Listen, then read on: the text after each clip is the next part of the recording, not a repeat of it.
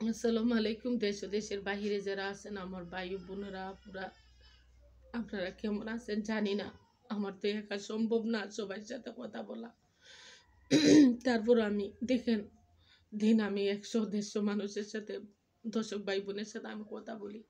যদি আপনারা আমার গানগুলা আমার কষ্ট শেয়ার করে নেন, আমি আপনারা কাছে শেয়ার করে দেওয়ার জন্য আমার আল্লাহ পাকে আমার আজকে প্রতিভা দিছে। আমি আপনাদের মাঝে আমার কষ্ট শেয়ার করি, আমার দুঃখ শেয়ার করি।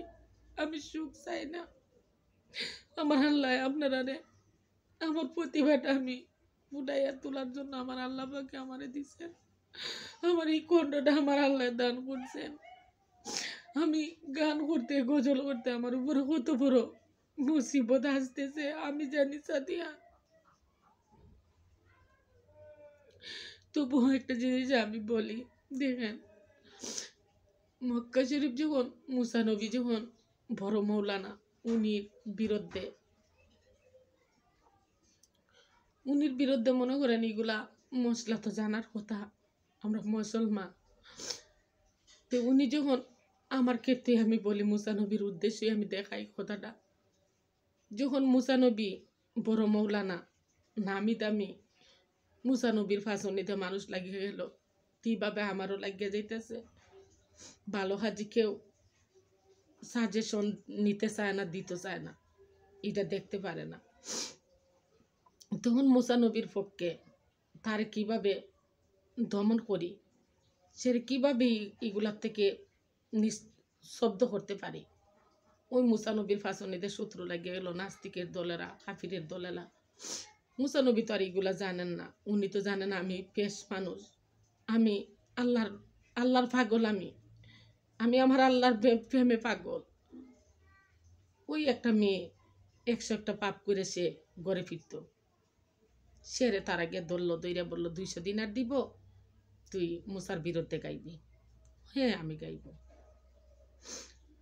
সে তো এটা পেশাও, এটা তো ব্যাপার না, আমি তো খারাপ কাজ করে বেড়াই। ওই তা আমার টেকা পাই 200 দিনার, আমি মুসার বিরুদ্ধে কথা হইল কি? মেয়েটা কিন্তু ভাবতেছে আমি তো উনিরে কোনোদিন দেখি নাই, আমি বিরুদ্ধে কিভাবে কইব। আচ্ছা ঠিক আছে, আমি তো টেকা পাইছি, আমি করব। এটা তো ঘুষের মতনই। 3টা-4টার থেকে আরম্ভ হয়েছে, 5টার দিকে মুসা নবী স্টেজে উঠছেন, ওয়াজ মাহফিল খুতবা পড়া আরম্ভ হয়েছে। তখনই কিন্তু কাফিরের দলেই মেয়ের এনে আজির বোরকা পরাইয়া। তখন এই মুসা দাঁড়াও, তুমি মাইকে কি করবা না, খুতবা পড়বা না, তুমি বালমান চাতি দেখাও, তুমি মেয়ের সাথে আরেকজনের সাথে কুহাম করে বেড়াইছো, তুমি কেন তুমি এমনটা করবা? মুসা নবী মাইক্রোফোন তুইয়া বলতেছেন, হ্যাঁ আমি যদি এমন কাজ করে থাকি আমার দৃষ্টান্তমূলক শাস্তি হোক। তখন কাফিরের দলে, দুশ্মনের দলে বলল কি, হ্যাঁ তুমি যে শাস্তি দিব সেই শাস্তি কিন্তু মান্য নিতে দিব। তখন মুসা নবী বলছেন, হ্যাঁ আমি তো বললাম, আমি আমার আল্লাহ রসুলের সাক্ষী রেখে বললাম, আমি দিনের নবীরে সাক্ষী রেখে বললাম, আমার আল্লাহ যে নবীরে তৈরি করছেন আল্লাহর নূর দেয়া, সেই নবীরে আমি সাক্ষী রেখে বললাম, আমার দৃষ্টান্তমূলক শাস্তি যদি না মৃত্যুসজ্জা আসে আমি প্রস্তুত আছি। দেখো তুমি ভাববা, হ্যাঁ আমি প্রস্তুত আছি, আমি আমার আল্লাহর দেওয়ানা, সব কিছু আমি যদি কইরা থাকি আমার আল্লাহ দেখতেছেন। তখন ওই মেয়েরে তুললো তারা। তো আসল হতেছে ফাঁকিতে আমি কথাটা ছেড়ে দিছি। যখন মুসা নবী বলছেন মাইকে উঠতে, হ্যাঁ মন্ত্রীর ছেলে মন্ত্রীর খাতিরে যাইবে, সার পাইবে, এমপির ছেলে এমপির খাতিরে সার পাইবে, জজের ছেলে জজের খাতিরে সার পাইবে,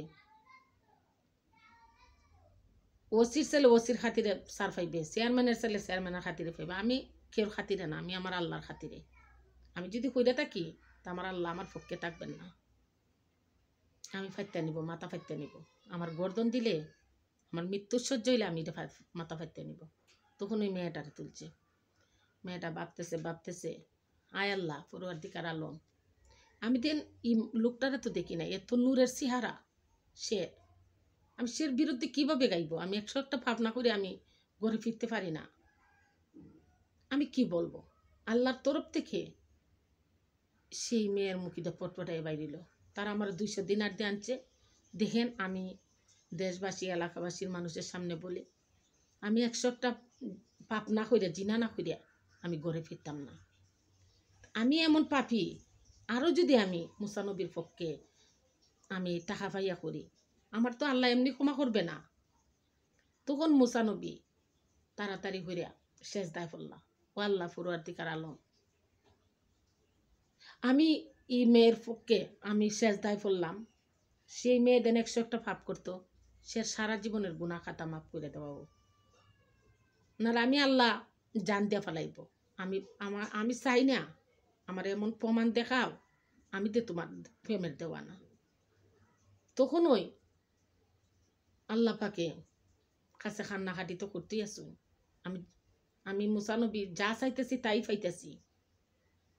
তবে আমি তোমার কাছে এই জিনিসটি চাই, আল্লাহ তুমি আমার এমন প্রমাণ দেখাইয়া দাও, সেরে জান্নাতে ফাটাইবার ব্যবস্থা করো। ওই তখন আল্লাহ পাকে জব্রাইল ফিরিস্তারে ফাটাইছে, এই জব্রাইল তুমি যাও, এই মেয়েরে তুমি জান্নাতে ফাটাও। সে আমার মুসার বিপক্ষে হয় নাই, আমার মুসা এমন কাজ করতে পারে নাই, আমার মুসা এমন ধরনের কাজ করতে পারে নাই। আমার মুসা ডাক দিছে, আমি সহ্য করে নিতে পারতাছি না। ওই তখন কিন্তু কি মেয়ে জান্নাতে গেছে। তা আসল হতেছে কি জানেন, দেখছেন না, শুনছেন না, আপনারও মা বোন আছে, হামসা দিয়ার গাইতে থাকেন, সমস্যা নেই। তে তখন মুসা নবী তো আল্লাহ ডাক, ওই তখন এই মেয়ে তো এলাকাবাসীর মানুষে মুসা নবীরে ফুল দিব না মালা দিব, আল্লাহরে তো আর কেউ দেখে নাই, আল্লাহ দেখে। আল্লাহরে তো কেউ দেখে না, আল্লাহর তরফ থেকে যখন এগুলো আসে তখন কিন্তু কেউ দেখে না। তা আমি সাদিয়ারে কইয়া যদি কেউ শান্তি পায়, ভাগ, সমস্যা নেই। আমি আমার আল্লাহর দরবারও কান্নাকাটি করি অতটুকু। আমি রুমটার ভিতরে গানও প্র্যাকটিস করতে পারি না, আমি আল্লাহর প্রেমের গান গাই, আমি কেউ প্রেমের লাগি গান গাই না। আমার ওকে মরণশীল, যতই মানুষ আমার রূপ দেখুক, রং দেখুক, আমার 40 কদমের পর আমার বিচার আরম্ভ হইবে, আমার সাথে কেউ যাইবে না। আমি খান্দি এখন আমি যাইব গা, ঠিক আছে, আমি কি নিয়ে যাইব, কিসের লাগে আমার আল্লাহ পাঠাইছ, আমি তো কাজ করি নি, আমি সব কিছু ভূতের বোঝা বইছি। আমি ভূতের বোঝা বইতে বইতে সারা জীবন আমি সব কিছু পিত্তশূল, আমি সংসার করছি, সন্তান করছি। তবে আমি একটা কাজ করছি আমার আল্লাহ পাকের লাগি, আমার একটা ছেলে আমার আল্লাহর নামে দিছি, আমার আল্লাহ আমার ডাক কবুল করছে। আমার আফসোস ছিল, আমার একটা ছেলে আলিয়া মাদ্রাসায়, শাইস্তাগঞ্জ আলিয়া মাদ্রাসায় আমার ছেলেটারে আমি টাইটেল যদি আমার ছেলেটা পাস করতে পারে, মানুষের জন্য দোয়া করতে পারে, দাদা দাদির জন্য দোয়া করতে পারে, সেটি আমি আমার আল্লাহর দরবারে চাওয়া ছিল। বলে আল্লাহ, আমার উপরে 2004 সালে যে সময় আরম্ভ হয়েছিল ঝড় তুফান, তখন আমি বলছিলাম আমার ছেলেটা যখন কুর্দত আলী সৌরভ, আমি নামও রাখছি আমার আল্লাহর কুর্দত, রহমত আলী, বাইজিৎ, সাজ্জাদ আলী, আমার ছেলেরার আমি এমন নাম রাখছি যাতে যেমনে আমার ছেলেরার নামের খাতিরও আমার ছেলেরা আমার মা বললে ডাকতে পারে। আমি যদি আজকে আমার ছেলেরা 4টা সন্তান, আমার 5টা সন্তান, 5টা সন্তানের জন্য নিয়ে আমার পায়ের তলে জান্নাত, আমি জান্নাতের কাজ করে যাইতেইব। আমি বুঝি সব কিছু,